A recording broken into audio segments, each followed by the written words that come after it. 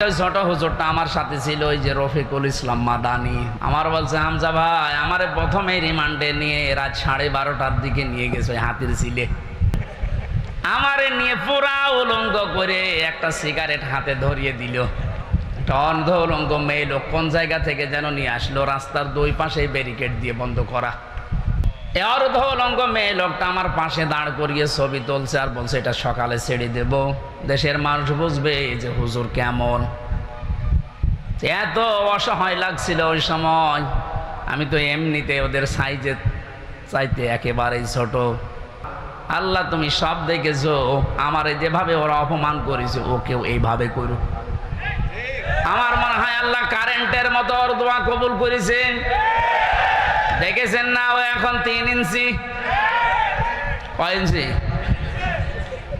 সারা দুনিয়া এখন জানো, ওর নাম অনেকে জানে না।